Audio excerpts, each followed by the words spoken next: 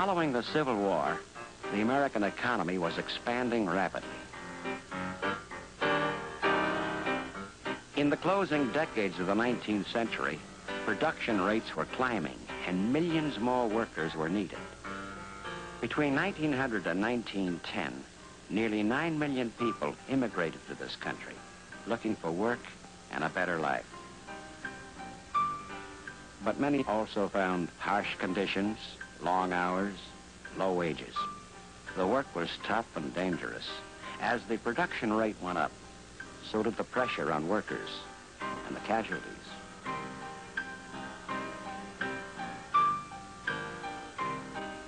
Railway workers had one of the most dangerous jobs. Nearly 15,000 were killed between 1902 and 1908. Mining accidents were frequent. 4,700 died building the Panama Canal. In a single Pennsylvania county, 526 workers were killed in 1 year. There were few government rules covering safety and health, and workers had few rights. There was no legal protection for unions. When workers did organize against these harsh conditions, their strikes were usually broken by the company, sometimes with the aid of hired police or government troops. Outraged journalists and social reformers began to support workers' efforts to organize. Photographer Lewis Hine exposed the horrors of child labor. Novelist Upton Sinclair, in his classic work, The Jungle, described the brutal lives of Chicago's stockyard workers.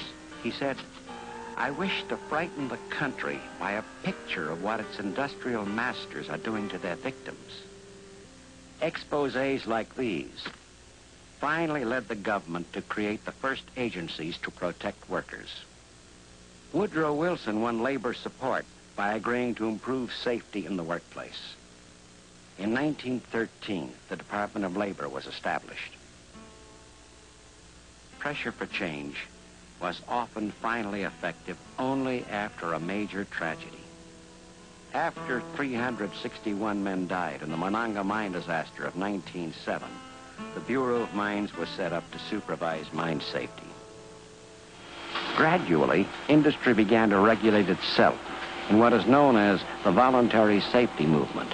The National Safety Council, founded in 1913, set voluntary guidelines for safety engineering and better working practices. Companies put guards around dangerous machinery, set up first aid stations, and began safety classes. But safety education stressed that most accidents were the workers' own fault. This film, made by the National Association of Manufacturers in 1911, was one of many that singled out workers' carelessness as the cause of disaster.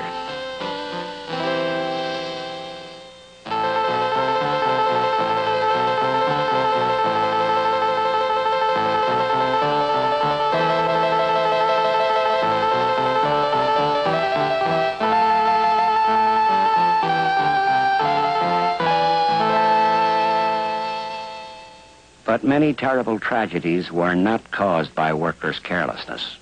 The same year that film was made, a fire burned the Triangle Shirtwaist Factory in New York. Because many of the exits were locked, 146 people, mostly young immigrant women, died.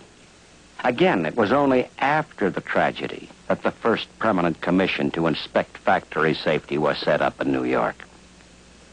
During the same time, industry helped establish a system to compensate workers for accidents.